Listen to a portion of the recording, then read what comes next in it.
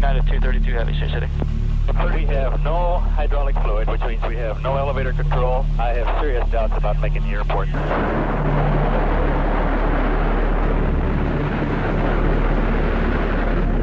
This will be the final boarding opportunity for Northwest Flight 984.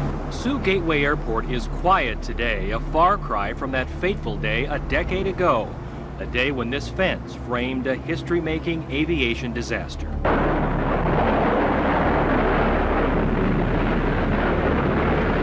See these gouges in the asphalt? Those have held up pretty well over a 10-year period. Retired Air Guard Colonel Dennis Swanstrom was a witness and a rescuer. And then went kind of up on its nose through the bean field. He points out the scars left when the United Airlines DC-10 crashed into a closed runway and exploded into flames.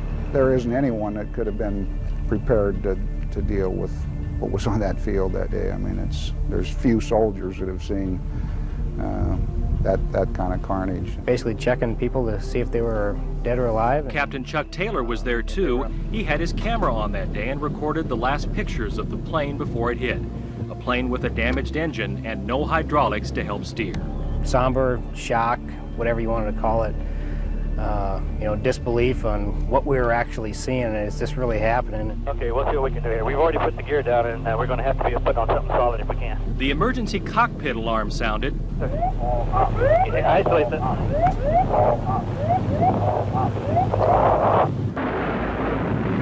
And Flight 232 flipped and cartwheeled down the runway and broke into a million pieces. When I saw the aircraft actually crash and burn and begin to come apart, was that no one would survive. Gary Brown is still the head of disaster services in Woodbury County.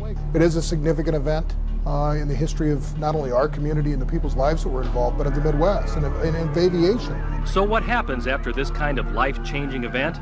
Brown, Swanstrom, and hundreds of other rescuers helped save 184 lives after the crash. Well, I was just coming up here and these fan blades were sticking out maybe about this far. Eventually, a damaged engine rotor turned up in an Iowa farm field. Sioux City built a monument honoring the victims and the rescue crews.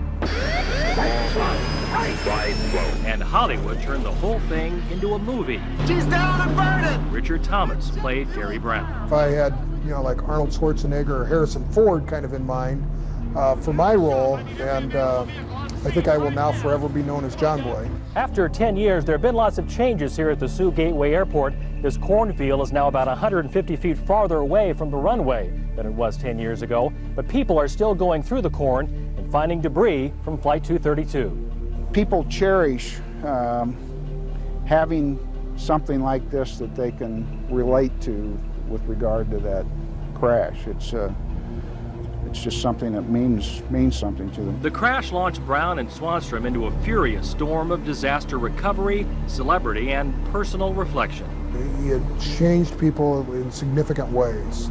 It changed me to the point where I look for the good in this world, not the negative. There are way too many good people, there are way too many good things happening in this world to focus on all the bad. And I think it really softened our hearts and gave us more compassion and empathy, sympathy, all of those kinds of words in how to live our lives and how to deal with each other's. Despite the loss of life, people in Sioux City still have a special name for the disaster. To them, it will always be a miracle in a cornfield.